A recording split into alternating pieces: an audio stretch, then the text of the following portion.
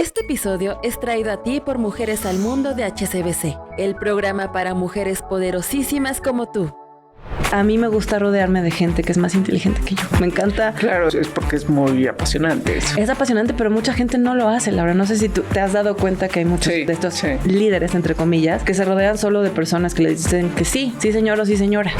Es como irónico, ¿no? Que hablamos mucho y hay muchos foros y conversatorios y reportes y aún así sigue sin haber suficientes mujeres en el liderazgo. Entonces hay ahí como un punto de cómo dejamos de hablarlo o de utilizarlo como un término clave para así ejercerlo y vivirlo y que sea la normalidad, ¿no?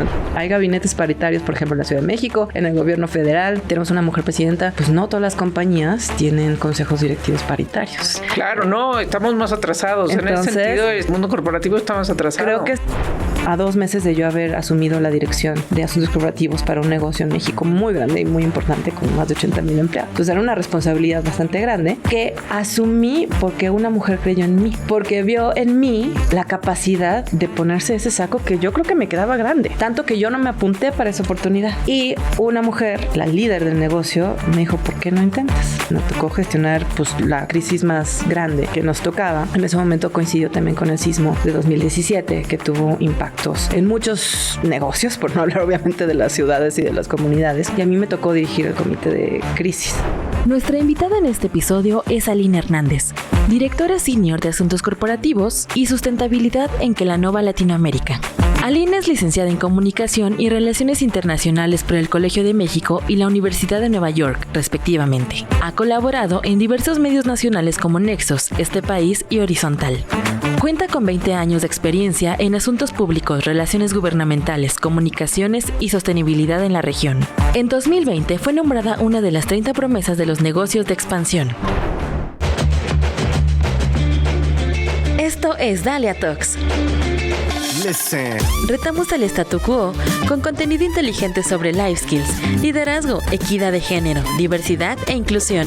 Somos más que un podcast, somos transformación. Hola, ¿cómo están? Bienvenidas a un episodio más de Dalia Talks. Yo soy Laura Manso. Recuerden que nos pueden, además de seguir en redes sociales, @DaliaEmpower, darnos like y enviarnos sus comentarios a través de las plataformas en las que posteamos este podcast, YouTube, Spotify y todas las demás de audio. Alina, bienvenida. Laura, muchísimas gracias por tenerme. Qué honor. Es un gusto, es un placer conversar contigo.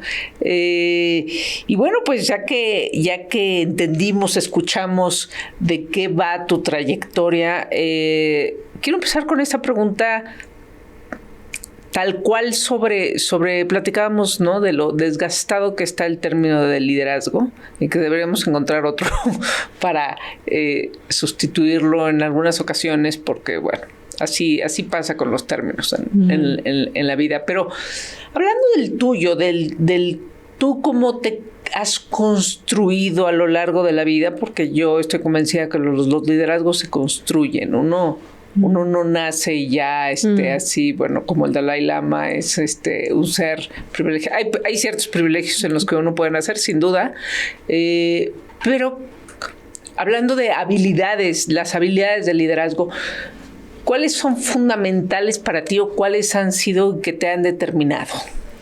Y mira, para empezar, pensemos en una palabra que además es en femenino, ¿no? Está padre que cambiemos el juego y qué significa ser una líder, ¿no? Y la liderazga, ¿qué significa? Porque creo que también ahí hay un set de valores y de manejo de relaciones y de manejo de trabajo y de entendimiento del éxito que puede ser distinto, ¿no? Venimos todavía de un concepto en el que ser exitosa o ser una líder correspondía cumplir con ciertos estándares o de nuevo, ciertos way of works a veces masculinizados.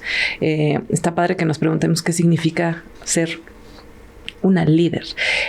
A tu punto, pues sí, es una de las trayectorias que uno no se da cuenta cómo está siendo testeada, desafiada para convertirse en de nuevo, una líder, alguien que genera influencia, que provoca cambio tanto en sus organizaciones como en sus equipos e idealmente en un entorno más amplio, ¿no? No te das cuenta cuando inicias tu trayectoria profesional y empiezas como con posiciones entry level en las compañías y vas adquiriendo más responsabilidades. Nadie te dice, bueno, la manera en la que ahora no solo vas a utilizar tus conocimientos duros, sino que tienes que impactar a un grupo más amplio, ya sea de colaboradores o de nuevo de colegas, de jefes, es con estas habilidades. Entonces, mi primera reacción a decirte es, nadie te lo dice, nadie te dice cuál es la lista, y en esa medida es muy difícil evaluarte, ¿no? ¿Qué tengo y qué me falta?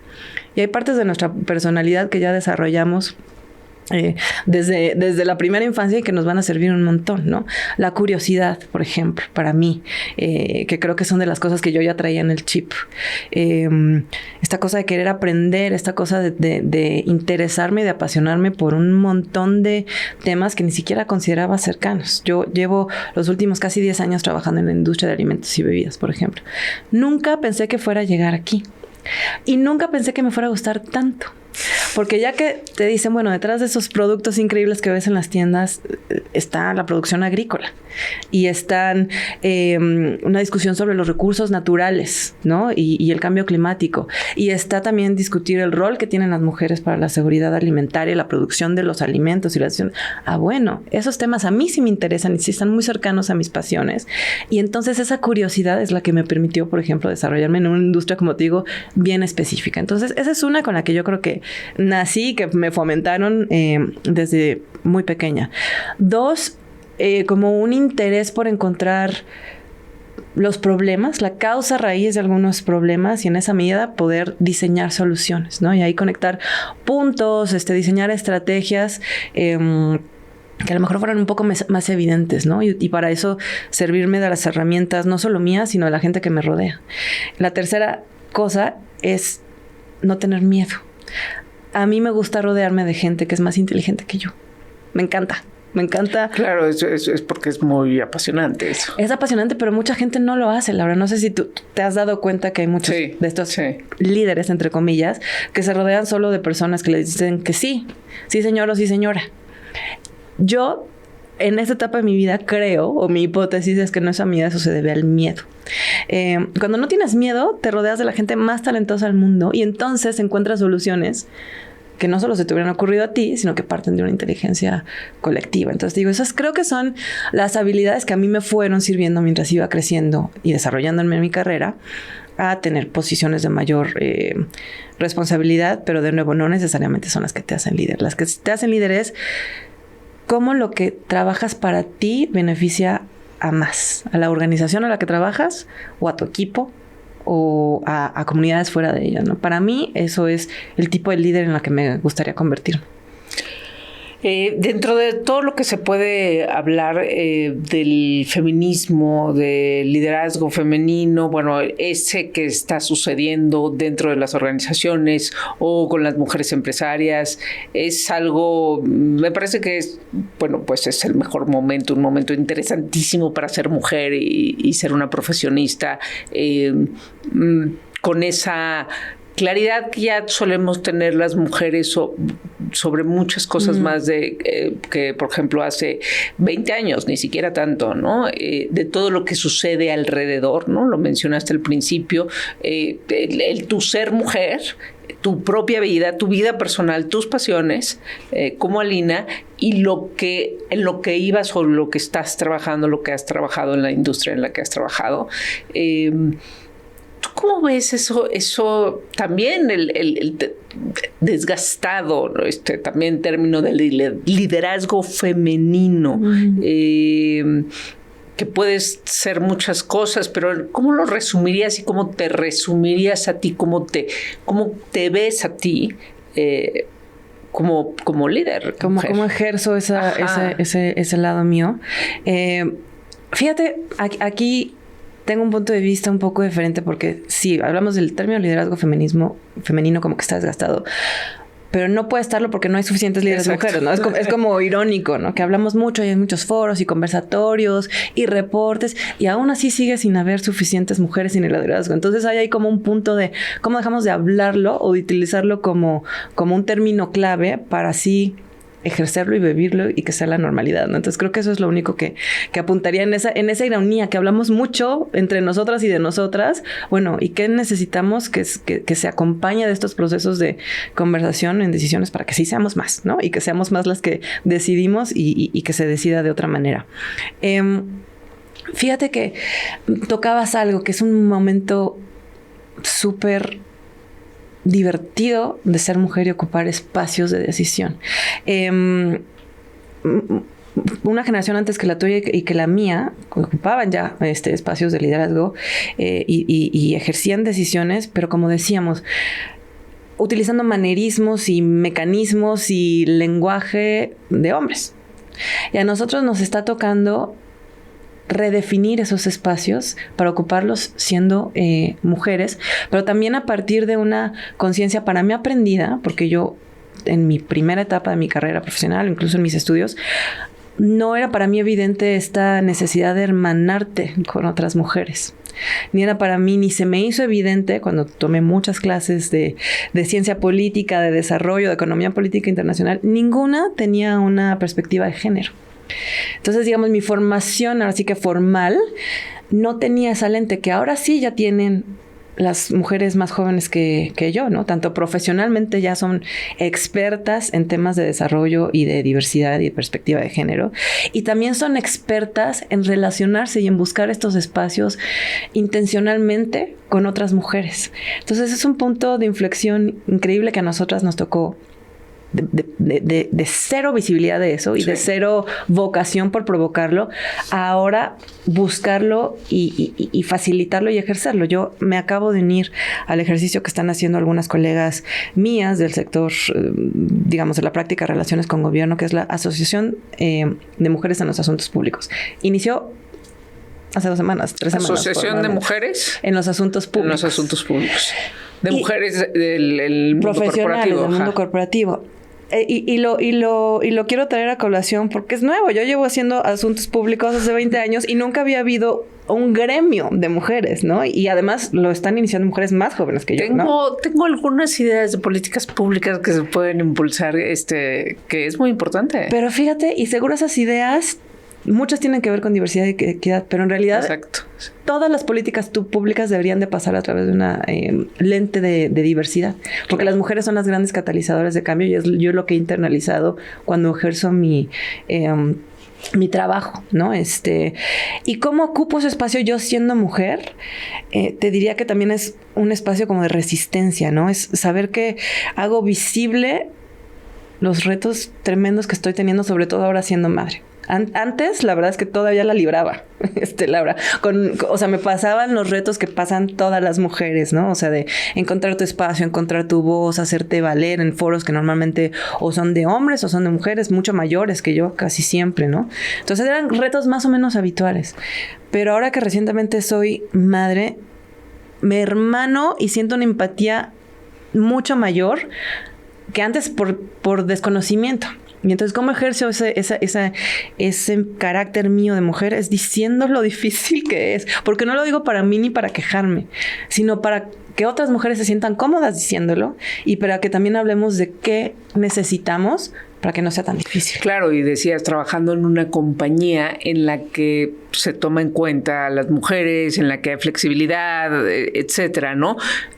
Es muy complicado jugar a ser mamá y a trabajar, incluso en los espacios más privilegiados, ¿no? Exacto. Incluso en los espacios más privilegiados. Entonces no me puedo imaginar en los espacios que todavía no gozan de ese privilegio. Yo llevo trabajando en compañías globales, como te digo, 1 década, que tienen objetivos de diversidad y de equidad y eso está en el papel. Entonces como que ya tienen esa cultura y aún así hay conversaciones que hoy todavía son difíciles tener para asegurar que ese espacio en el que yo ejerzo mi vida como mujer hoy, como madre, tiene cabida y aún así soy exitosa en este tipo de compañías.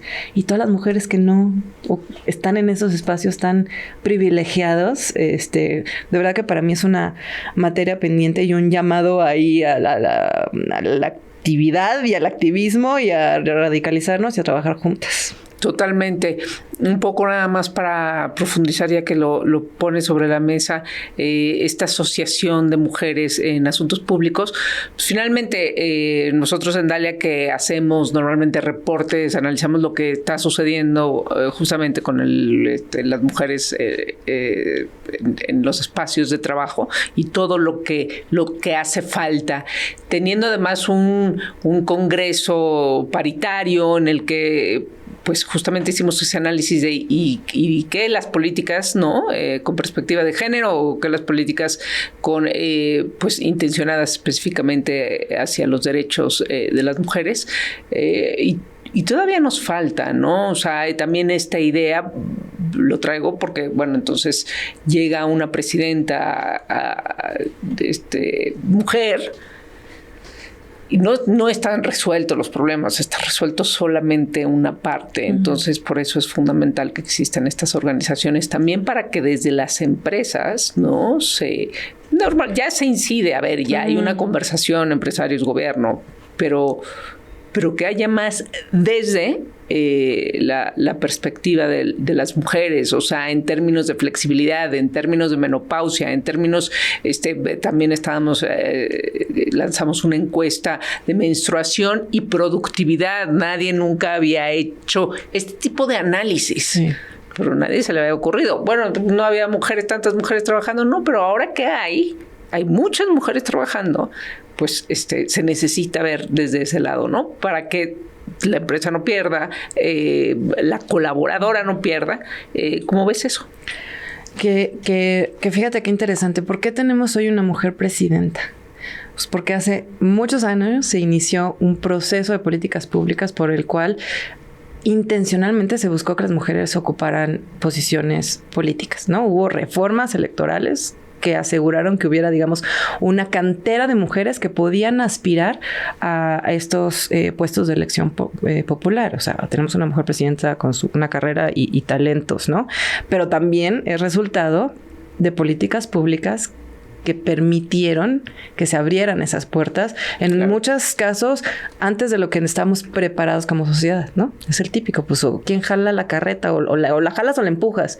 Pues ahí jugamos también las empresas un rol importante. Y ahorita tenemos ahí un desafío, porque hay gabinetes paritarios, por ejemplo, en la Ciudad de México, en el gobierno federal. Tenemos una mujer presidenta. Pues no todas las compañías tienen consejos directivos paritarios. Claro, no, estamos más atrasados. Entonces, en ese sentido, el mundo corporativo está más atrasado. Creo que es una de nuevo, un llamado a la acción, porque tenemos recursos, y no me refiero a económicos, o sea, tenemos recursos de conocimiento, de traer mejores prácticas, en el caso de empresas globales como en las que me ha tocado trabajar, mejores prácticas de otros países.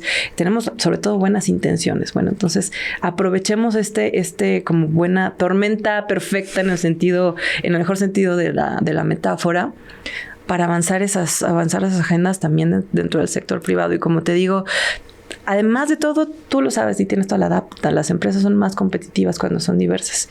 Y ahorita me llamó la atención lo que mencionabas sobre menstruación y productividad. No sé si te acuerdas cuando lanzó Apple el Apple Watch, ¿no? Que tenía muchas mediciones de salud y cuántos pasos das y tu frecuencia cardíaca, ¿verdad? Y no había manera de que tú pudieras documentar tus periodos. Sí. A ningún ingeniero o genio de los cientos que tienen en todos sus campus increíbles consideraron como variables de salud de la mujer, ¿no? En el hardware de ese aparato que era rompedor e innovador. Claro, que de las empresas más innovadoras del mundo. Si piensas en innovación, piensas en Apple. Bueno, pues esa innovación nunca pasó por la lente de las necesidades de la mitad de la población del mundo, ¿no? Entonces, nos hace más creativas, más competitivas. Es un mandato para ser exitosas, ¿no? Y está bien que hagamos un ejercicio de humildad. En el caso, por ejemplo, de Kellogg's, la empresa en la que trabajo hoy en día, ya cumplimos este año con las metas de paridad en niveles gerenciales. ¿Te puedes quedar sentado en tus laureles? No. No. ¿Cómo le hacemos para que se sigan manteniendo, digamos, que esa pirámide nos permita seguir atrayendo al mejor talento, pero sobre todo para que se ocupen los cargos de dirección y de más alto liderazgo? Y hay toda otra agenda y preguntas distintas. Las preguntas que ya contestamos o los desafíos que ya resolvimos nos alcanzaron para alcanzar la meta del día de hoy. Pero si queremos que esa paridad sea de arriba hacia abajo, hay un nuevo set de preguntas y desafíos que tenemos que resolver. Totalmente. Bueno, pues lo tienes más que claro, mucho empuje en los próximos años, ¿no? En esa chamba. Regresando un poco a tu liderazgo, en cómo lo formaste, cuéntanos alguna anécdota, algo representativo en tu trayectoria, hablando de crisis, ¿no? Porque, bueno, pues cuando la compañía vende muchísimo y va creciendo, pues ahí, ¿no? Hemos estado pues en esos momentos de gloria, que qué bueno, pero bueno, eso se construyó. Y luego hay otros tiempos muy retadores para las empresas o el entorno de alguna manera, lo que sea, que a uno lo confrontan terriblemente con los retos que tiene laboralmente. No sé qué nos quieras compartir. Y a lo mejor muchas de nuestras escuchas no están tan familiarizadas con lo que hace una persona que tiene un cargo o un título como el mío. Entonces, también se los cuento para que se inspiren y que se sumen a las filas, ¿no? De quienes hacemos lo que se llama asuntos corporativos. Nosotras estamos encargadas de la gestión de la reputación de la compañía, y eso significa manejar los relaciones con gobierno y todas las agendas legislativas y de políticas públicas, manejar también las agendas de comunicación, tanto interna como externa, para decir lo bueno que tenemos, crear puentes y entender también cómo inspirar a consumidores, tomadores de decisión y talento, ¿no? Que de manera muy importante. Y por otro lado también diseñamos las estrategias para que el beneficio de una compañía se traduzca en el beneficio de las comunidades donde operan, ¿no? Estas estrategias de impacto social, que pueden ser o no de la mano de fundaciones propias, pero que te vinculan con la sociedad civil. Entonces es un trabajo apasionante que se beneficia del estilo feminismo, no del liderazgo. Muchísimas mujeres las que conforman esta asociación, pero también mis colegas, cuando yo me siento en mesas de trabajo, somos mujeres, porque entonces te beneficia tener mecanismos de trabajo colaborativos, y nadie puede solo. Yo no puedo resolver los problemas de una empresa solo viéndome al ombligo y viendo las necesidades de la empresa. Tengo que salir afuera, identificar cuáles son los retos y las oportunidades del entorno y encontrar cuáles son los puntos de coincidencia, de nuevo, con distintas audiencias. Y eso, de verdad, estoy clara y convencida que las mujeres lo hacemos muy bien, porque nuestra socialización desde que somos niñas tiene su lado bueno y somos malo, ¿no? Que estamos socializadas para que no haya conflictos. Eso tiene su lado negativo, pero su lado positivo es que encuentras canales de colaboración, ¿no? Entonces, creo que tenemos ese chip. Entonces, bueno, como tú bien dices, parte del trabajo que a mí me ha hecho crecer, o sea, como que los puntos de inflexión en mi carrera han resultado de los momentos más difíciles de mi carrera, como encargada de manejar crisis dentro de estas compañías. Uno de ellos, el más grande, yo creo que hasta la fecha me tocó a 2 meses de yo haber asumido la dirección de asuntos corporativos para un negocio en México muy grande y muy importante, con más de 80,000 empleados. Entonces era una responsabilidad bastante grande que asumí porque una mujer creyó en mí, porque vio en mí la capacidad de ponerse ese saco que yo creo que me quedaba grande, si somos como bien honestas, ¿no? En el momento en el que me dieron esa silla y ese saco, pues no era todavía de mi talla. Tanto que yo no me apunté para esa oportunidad, ¿no? Cuando la hicieron pública, yo ni asumí que me hablaban a mí. La cabeza. Y una mujer, la líder del negocio, me dijo, ¿por qué no intentas? Entonces te lo digo porque es los pequeños gestos que para mí informaron el tipo de persona que quiero ser en mi vida profesional, ¿no? Esa generosidad y esa asumir riesgos hasta por otros, ¿no? Ella se asumió un riesgo por mí. Entonces, a los 2 meses de tomar ese rol, que te digo, todavía me quedaba grande, me tocó gestionar pues la crisis más grande que nos tocaba. En ese momento coincidió también con el sismo de 2017, que tuvo impactos en muchos negocios, por no hablar obviamente de las ciudades y de las comunidades, y a mí me tocó dirigir el comité de crisis, ¿no? En ese momento de inflexión en mi carrera de aprendizaje y de crecimiento. En un entorno donde, digo, pues no solo era la nueva o que todo el mundo sabía que yo estaba desarrollando esas capacidades. Perdón por paréntesis, pero ese rol de dirección del comité de crisis es directamente, normalmente se lo dan. Venía con el territorio. Exacto. Digamos. Pero no pensaste que iba a llegar. No pensé que a los 2 meses me iba a tocar dirigirlo en la escala en la que era, porque la verdad también, para quienes quieran ser directores de asuntos corporativos, van a manejar crisis casi todas las semanas de su vida. Está bien. Esta era muy grande porque pues tuvo un impacto nacional, ¿no? Entonces llegué en este momento en el que pues yo asumía esta dirección con un comité de liderazgo que apenas me estaba conociendo y que yo conociéndolos a ellos, como te digo, todos ellos con decenas de años de experiencia en la compañía y en un momento de muchísima presión, ¿no? Yo estuve 3 días fuera de mi casa porque mi edificio fue de los dañados, entonces hubo el sismo y me quedé afuera con la misma ropa con la que me fui y además teniendo que operar un comité de crisis desde la sala de la casa de mi hermano que me recibió de Ocupa. 3 días sin bañarme, tomando llamadas sin parar cuando estos primeros... Para también como tener el contexto, ¿qué haría el comité de crisis? ¿Cuáles serían sus objetivos? Muy buena pregunta. Pues asegurar la continuidad de las operaciones del negocio, pero sobre todo teniendo en el centro la seguridad de los empleados, ¿no? De un negocio muy importante. Y también te comentaba que la gente que hacemos asuntos corporativos vemos por el impacto positivo en las comunidades. Entonces también teníamos que diseñar un programa de reacción a la emergencia, ¿no? Con nuestros socios de la sociedad civil. Entonces eran esos 3 componentes, ¿no? Asegurar la operación, bueno, primero de todos asegurar el bienestar de los empleados, asegurar la operación y la continuidad, y tercero, ver cómo participábamos de las labores que se requerían de todos, ¿no? Incluidas de las empresas. Yo teniendo, como te digo, 2 meses en el rol y conociendo este equipo de liderazgo, todo con mucha presión. Entonces sí fue un momento de aprendizaje aceleradísimo. Yo me estaba recordando de esta experiencia. Yo entre junta y junta lloraba, o sea, una lloradita para como recomponerme y volver a entrar a la reunión a liderar un grupo de trabajo. De entrada sin casa, sola, ¿no? Porque te digo que estaba con mi esposo y mi hermano ahí de ocupas los 3 en la casa de mi hermano y ellos salían a las labores de rescate y yo me quedaba operando el comité de crisis sin saber qué pasaba a una cuadra al lado, ¿no? Nada más escuchando los movimientos de las labores de rescate. Hicimos un trabajo pues bueno, eficiente. Para mí fue el ejercicio de skills que sí tenía.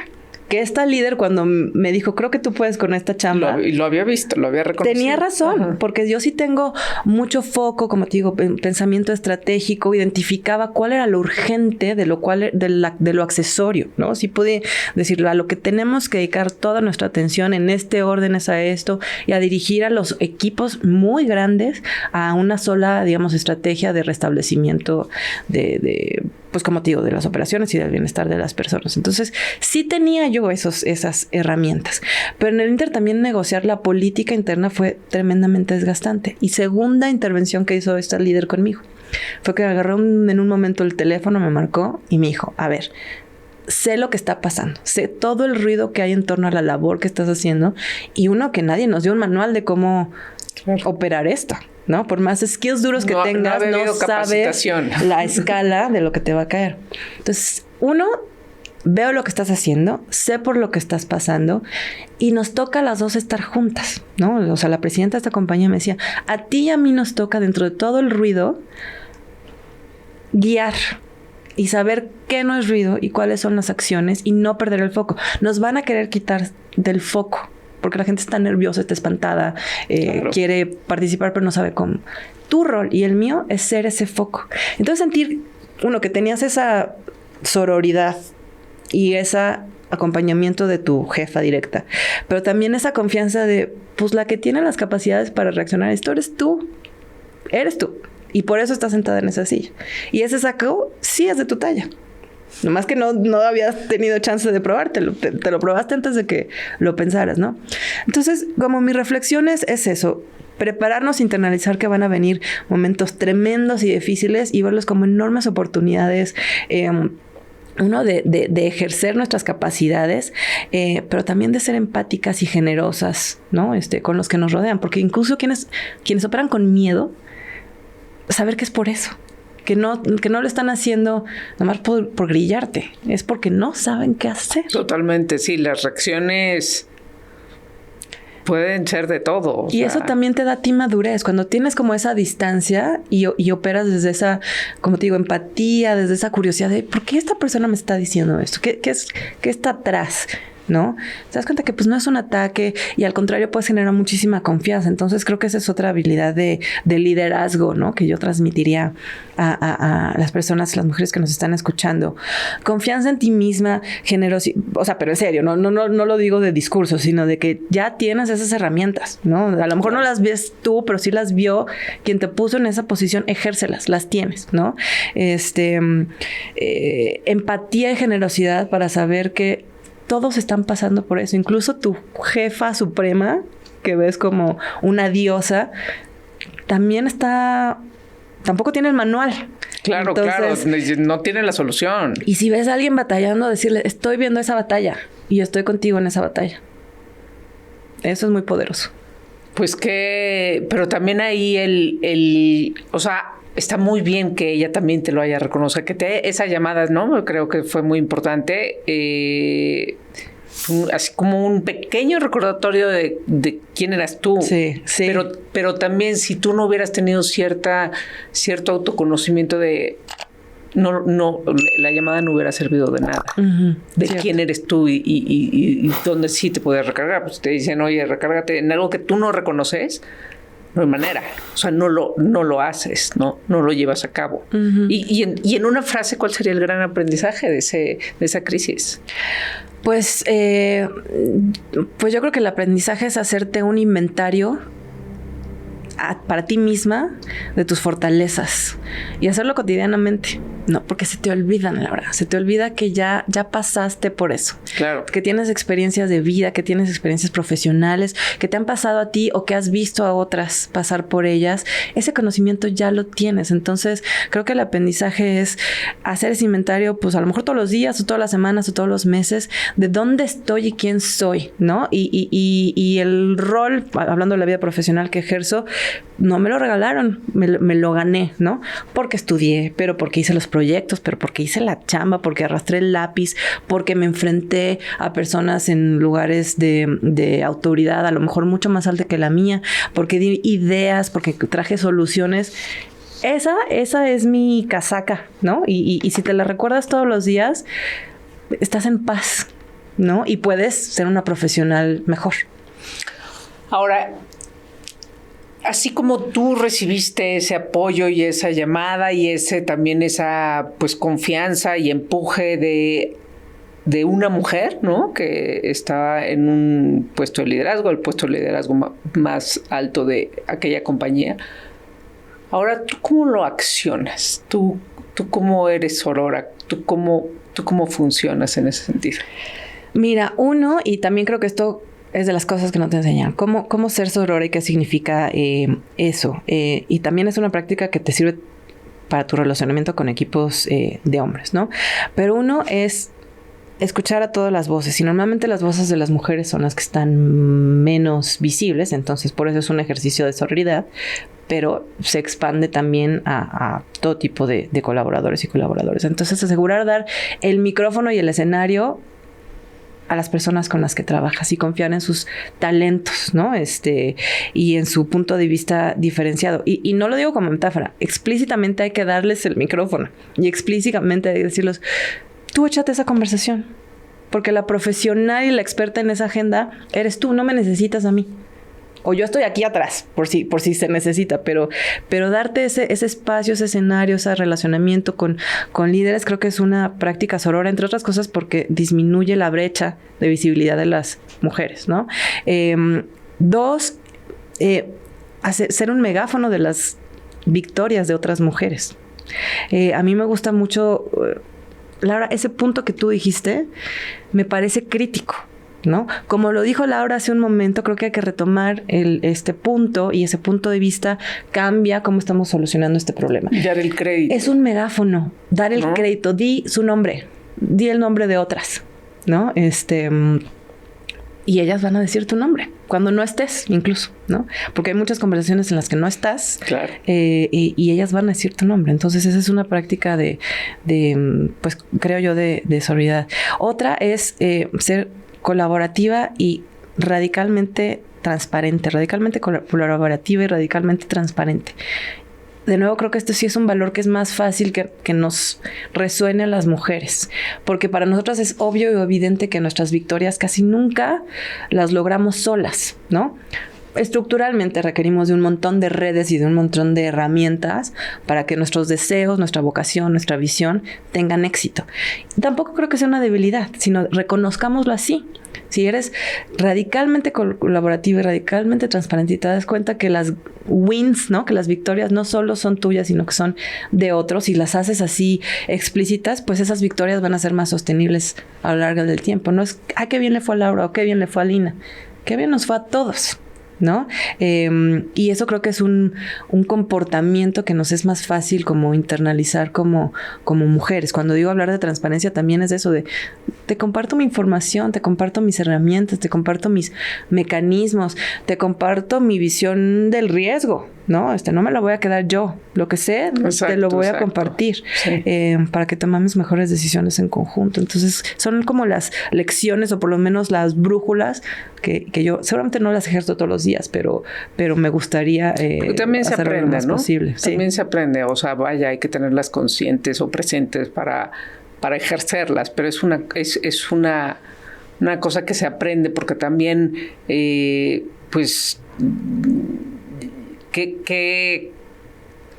cómo nos hace o cómo te va afinando, vas haciendo colmillo en el mundo corporativo, porque te encuentras también muchísimas situaciones que son complejas, que son difíciles, que aquí hay que, pues, ok, tengo que ver por mí, pero entonces sí, pero también por mi equipo, pero aquí por mí, pero si no veo por mí, entonces mi equipo, bye.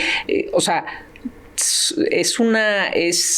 pues al final es eso, y la misma presión o la ambición, y en el mejor de los términos, porque luego mucha gente la ambición la descalifica, yo creo que no la debemos descalificar nunca. Querer llegar a algún lado, al que sea que quieras llegar, sí, eso está muy bien. Tomar decisiones poco, probablemente vistas desde afuera, desde un lado, como, híjole, no, pues aquí está retrocediendo en su carrera y luego no hay tiempo, y luego, o sea, todo este tipo de decisiones también, pues que dependerán de dónde queremos llegar y nuestras intenciones y también nuestras circunstancias. ¿Qué nos puedes contar acerca de eso? De tomar decisiones a veces no tan obvias en esta carrera, en la competencia, en querer hacer trayectoria, en querer pues seguir aportando y seguir haciendo cosas también relevantes y tener un trabajo satisfactorio. ¿Qué nos puedes contar de eso? Me encanta tu pregunta, porque la Lina de hace 2 o 3 años a lo mejor ni siquiera hubiera reparado en ello. Estamos teniendo esta conversación, Laura, en un punto de inflexión de mi vida profesional y de mi vida personal, en el que una de las lecciones más recientes que he tenido, que afortunadamente uno no deja de aprender, pero una de las lecciones más recientes que he tenido es que ni el éxito ni las carreras son lineares ni verticales. Estoy diciendo una obviedad, pero no. Estamos programados y nuestros currículums los escribimos, ¿no?, cronológicamente, y lo que se espera es que cada rengloncito sea como superior al anterior, ¿no? O sea, como que nuestros formatos de cómo contamos la historia de nuestra vida son verticales, ¿no? Y es una línea de tiempo que creemos que debe ser una evolución constante, y en esa medida condicionamos lo que entendemos para nosotras el éxito. Lo que sigue para mí es un cargo que se llame de tal manera, o lo que sigue para mí es tener un sueldo de X ceros. Lo que sigue para mí es tener un alcance geográfico fulanito. Y te estoy diciendo cosas que yo me decía hasta muy recientemente. Y para mí, digamos, el punto de inflexión que sucedió fue que me volví mamá hace 1 año y medio. Y retomo el término que reivindicas, que es el de la ambición. Yo siempre fui una profesionista muy ambiciosa y lo sigo siendo. Y ahora soy una mamá muy ambiciosa. Y quiero ejercer todas mis capacidades en los 2 ámbitos. Ser una profesional que pueda aprovechar todas las herramientas que he tenido el privilegio de tener, ¿no? E implementarlas en una carrera, pero también quiero ser una madre que ejerza toda la información y todos los privilegios a la que he tenido acceso para ser una mamá creativa, informada, involucrada, estratégica, con un plan, ¿no? Con flexibilidad, con resiliencia, con generosidad, con empatía. Entonces, a tu punto, para mí ahora el diseño de una carrera o el entendimiento del éxito es mucho más horizontal, ¿no? ¿Qué estoy buscando hoy? Pues la verdad es que no es un cargo. Y el año pasado te hubiera dicho algo completamente distinto. Y mi plan de carrera estaba diseñado con específicamente el título que yo quería tener. Y lo que se saliera de eso, para mí no tenía importancia ni sentido. Y no está mal, porque te sirve de nuevo a mapear ya muy tácticamente qué habilidades o qué experiencias quieres tener. Pero también está bueno tú ser más generosa contigo y decir, para llegar ahí hay caminos divergentes, ¿no? Enriquecedores, vías diferentes, que te van a dar tanta o mayor satisfacción de la que esperabas. Y ahorita para mí es tener un pensamiento creativo, efectuar cambios, construir procesos y prácticas, y eso afortunadamente creo que lo puedo conseguir en el rol que tengo actualmente. ¿Pero cómo llegaste ahí? O sea, ¿cómo llegaste a este punto? O sea, a cambiar, ¿no? Porque podría pensarse desde fuera, claro, es que pues es lo complejo y lo complicado de ser mamá, que es mucho, y tener un trabajo que es mucho, las dos cosas, entonces que todavía no se puede y entonces hay que nosotros replantearnos ¿cuál es la reflexión? Mira, no te acabé de contestar eso, pero para mí llegó un momento en el que regresé a trabajar una vez que mi hijo tenía 6 meses y regresé a trabajar, fíjate, planeé mi retorno de licencia de maternidad de acuerdo al calendario de la compañía, que tenía una política de maternidad muy generosa, ¿no? Pero yo en mi mente, nadie me lo pidió, me dijo, Alina se dijo, regresa para poder preparar el plan anual del próximo año y estar en esta junta de tal fecha. Entonces, ese fue mi proceso de pensamiento a la hora de planear mi licencia de maternidad, y dejé todo un plan detalladísimo así de responsabilidad apuntando a ese proceso súper táctico. O sea, te lo digo como me río, ejemplificando la lista de prioridades, ¿no? Que tenía cuando todavía estaba embarazada, tan recientemente como a los 36 semanas del embarazo. Ya que regresé, te cambia, porque entonces lo que te empiezas a preguntar es, bueno, yo estaba convencida que quería ser una mamá trabajadora, porque hay muchos beneficios asociados con ellos. Los hijos florecen y hay evidencia que tenemos que les va mejor no solo en la escuela, sino eventualmente tienen más ganancias salariales si tienen mamás trabajadoras. Entonces, yo sabía que había evidencia que decía, ser mamá trabajadora es mejor para el hijo y mejor para las mamás, ¿no? Pero también me topé con pared de decir, es que es una batalla. Cada minuto que estoy trabajando es un minuto que no le dedico a mi hijo. Y biológicamente no estaba preparada para ese shock, porque mi cuerpo lo que me decía es, tienes que estar cargando a tu bebé. Claro. Y la Alina racional decía, no, tienes que estar preparando el plan anual para el cual regresaste. Entonces, como darme cuenta de ese enfrentamiento, también fue darme cuenta de que necesitaba plantear mis prioridades. Y lo que dije, sí quiero seguir siendo una mamá trabajadora. Y voy a seguir siendo una profesionista ambiciosa, porque eso soy. Eso es no negociable para mí. Pero entonces, ¿a qué le voy a dedicar ese tiempo? Y lo que quiero es construirme a mí una carrera que a mí me dé satisfacción. ¿Cuál es esa? Y de nuevo, no es el cargo. Es una carrera que me haga intelectualmente, que me satisfaga intelectualmente, que me permita ser curiosa, ¿no? Y equivocarme, ¿no? También con las responsabilidades viene mayor posibilidad de equivocarte. Eso a mí me gusta, ¿no? Si tienes menos responsabilidades, hay menos cancha en la que te puedas mover. Claro. La parte divertida de tener más responsabilidades es que te puedes equivocarte. Claro. Entonces lo vi así. Entonces, de esa manera informó mi maternidad el diseño de mi carrera, Laura, y por eso es que al año y medio menos, al año y cachito de mi hijo, cambié de trabajo en un momento que era totalmente, o sea, opuesto a la lógica, ¿no? Cuando es que quieres encontrar un ritmo, hábitos, ¿no? Para la familia, donde todavía te estás encontrando tú como mujer, tu rol. Optar por un cambio muy significativo era totalmente contraintuitivo, pero respondía a esa lógica, es decir, quiero construir algo para mí, ¿no?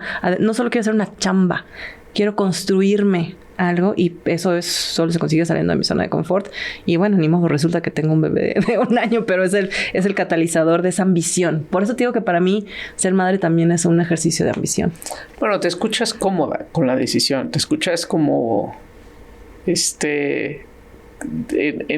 o sea, a mí qué me pasa, ¿no? Cuando quieres tomar una decisión, no, sí, no, y cuando ya la tomas, o sea, yo a veces me tardo mucho en tomar una decisión, porque cuando ya la tomo ya me acomodo, pero claro, probablemente ya hice todo ese ejercicio, y no te creas, es una negociación de todos los días, ¿eh? Yo todos los días le batallo, te diría que minuto a minuto, o sea, las mujeres trabajadoras vivimos una vida épica, es la Totalmente. Ilíada, es la Odisea. Las mamás trabajadoras. Cada día tomas una cantidad de decisiones cada minuto, ¿no? Que es realmente muy desgastante. Entonces, te lo digo ahora sí que también es mi conversación para mí misma, para decirme, bien hecho. También necesito darme esas palmaditas en la espalda, porque cada día sí es tremendo, sí, ¿no? Y previo a que vaya a la escuela y se tome más tiempo en la escuela, tu hijo, pues es que sí requiere una mamá. Y entonces, ¿cuál es el llamado de acción para eso, no? O sea, para mí, me encanta el tagline de tu podcast, ¿no? Que es hablar del status quo y cómo lo rompemos. El llamado a la acción para mí es pelear para mí, de hacer visibles las dificultades. Pero no es pelear para mí, es pelear por otras también, ¿no? Es asegurarme que yo las decisiones que tome, lo que digo, lo que priorizo, lo que construyo, no es para mí. Yo estoy en este rol temporalmente, todos los roles son temporales, ¿no? Pero entonces, ¿qué voy a dejar? ¿Y cuál es mi brújula? Mi brújula es, por supuesto, mi hijo y mi familia, pero también son otras. Te lo juro que eso sí lo tengo muy claro, y eso sí que me da paz, ¿no? A tu punto, ¿estás contenta con tu decisión? Pues le batallo, pero sí veo, y eso me da como un propósito superior, ¿no? De saber los cambios que podemos hacer, cómo benefician a mi equipo, cómo benefician a mi función, cómo benefician a mi negocio, ¿por qué no? Y a lo que hacemos día con día y el impacto que tenemos. Buenísimo. Antes de empezar este podcast hablamos de la seguridad psicológica. ¿Cuál es ahí tu experiencia y cómo la ves? ¿Cómo la experimentas? Otra de los grandes, yo creo que nuevas disciplinas, ¿no? Y eso sí, yo creo que sí es punta de lanza. Seguramente las compañías de recursos humanos apenas están acabando de habilitándose en ese tipo de agendas, implementándolas ya como programas en las organizaciones, pero son urgentes. Y creo que hablábamos de algunos de los objetivos que ya se alcanzaron en la agenda de paridad. Es una siguiente frontera a la que debemos aspirar para asegurar que haya más mujeres líderes. Porque, ¿qué es un espacio seguro emocional y psicológicamente, hablando del ámbito laboral? Pues un espacio donde todos podemos hablar, donde todos podemos ir en contra de la corriente sin temor a represalias, donde podemos ser creativos, donde podemos equivocarnos, ¿no? Sin temor a que es el fin del mundo, sino que es parte del proceso de aprendizaje, donde partimos de una buena goodwill, ¿no? Una buena voluntad de los participantes, y de nuevo, de que el éxito es compartido y no que es el éxito a pesar de los otros o en contra de los otros. Y estas cosas que estoy diciendo que suenan bien básicas, no necesariamente, están como en las habilidades de los líderes de antes, ¿no? No propiciaban ese tipo de espacios y las organizaciones no tienen necesariamente hoy en día mecanismos para medir cómo están propiciando estos espacios o para tener actividades o acciones correctivas si no lo estamos haciendo. Y el costo es bien alto, está medido ya también el costo a los negocios de no tener este tipo de espacios seguros y de prácticas seguras. Se te fuga el talento. Totalmente. O el talento no busca de nuevo nuevos lugares, nuevos espacios de responsabilidad, nuevas experiencias de aprendizaje. Entonces tiene un impacto económico. Yo como lo vivo o lo viví, fíjate que yo parte de lo que sí traía como dentro de mi personalidad es hablar, ejercer mi voz. Y eso tenía muchos lados positivos y varios negativos. Entonces, a la vez que conseguía la confianza de muchos líderes del negocio, pues también con colegas o con otro tipo de líderes, pues no era buen visto. Y trajo consigo, pues consecuencias, porque yo también no supe cómo presentar esa voz como una voz siempre productiva, ¿no? Algunas veces se leía como arrogancia. Entonces, parte de las habilidades blandas que me gustaría aprender o que estoy aprendiendo, que sé que están en mi lista de to-dos, es construir estos espacios para que no solo mi voz sea la que se escuche, ya que yo sé que yo sí la ejerzo, pero darle la voz a los demás y cuando sí ejerza esa voz, asegurar que se ve de nuevo, que lo que hace es acompañar el talento y los puntos de vista de otros, no solo el mío personal, ¿no? Entonces, estoy orgullosa de esa característica mía, pero también entiendo que se puede moldear de otra manera para gestionar estos espacios, digamos. Para gestionar estos espacios seguros, no solo para mí, sino para todas, ¿no? Entonces, una agenda muy importante y te puedo decir que yo sí viví en carne propia con impacto emocional muy importante, no estar en un espacio muy cercano que propiciara confianza, intimidad, colaboración, que tuviera ejercicios correctos para dirimir problemas, y eso sí me afectó en mi carrera, ¿no? Porque también se construyó una percepción de mí que no era la que yo hubiera esperado, ¿no? Cuando alguien es negativo, se genera un espejo y aunque tú no seas la que ejerce esos comportamientos negativos, pues estás dentro de ese entorno, entonces no te presentas como la profesional que eres. Entonces me afectó en mi carrera y me afectó en mi vida emocional, ¿no? Todos los días decir, tengo que batallar con estas personas y está padre no batallar en el ámbito laboral. Construamos espacios donde sea divertido trabajar juntos y sea generoso trabajar juntos y no sepas que vas a tener un conflicto, ¿no? Buenísimo, claro, hay que construirse, sin duda, la responsabilidad de una es construirse esa seguridad, pero también hacia los demás, ¿no? O sea, generarla, practicarla, no es fácil. Luego, la verdad, en fin. Igual ya lo dijiste, pero pues a manera de cierre, en una frase, en un par de frases, ¿tú cómo retas al statu quo? Ay, me adelanté, Laura, pero sí, yo haciendo esa reflexión decía, yo lo que hago es batallar todos los días sabiendo que la batalla no es por mí. Esa es la manera de empujar límites, de hacer visible lo invisible, ¿no? De cambiar las prácticas, los procesos de toma de decisión. La verdad es que sí, pues sí son luchas, no hay manera de verla de otra manera. Pero si están bien dirigidas, al final del día acabas con la satisfacción de, pues lo intenté. No sé si este día tuve resultados, pero lo intenté y con la mejor de las intenciones, ¿no? Tener ese impacto ampliado y catalizador para otras. Buenísimo. Alina Hernández, ¿estás en redes sociales? ¿Eres activa? ¿Dónde te pueden seguir? Pues me pueden seguir en LinkedIn como Alina Hernández Aguilar y pues ahí nos escribimos. Gracias por echarte esta plática con nosotras. Gracias por este privilegio. Gracias y gracias a todas ustedes por seguirnos, escucharnos hasta el final de este episodio. Yo soy Laura Manso. Nos vemos la próxima. Listen. Te esperamos en el siguiente episodio de Dalia Talks. Compártelo y únete a nuestra comunidad. Gracias por escucharnos.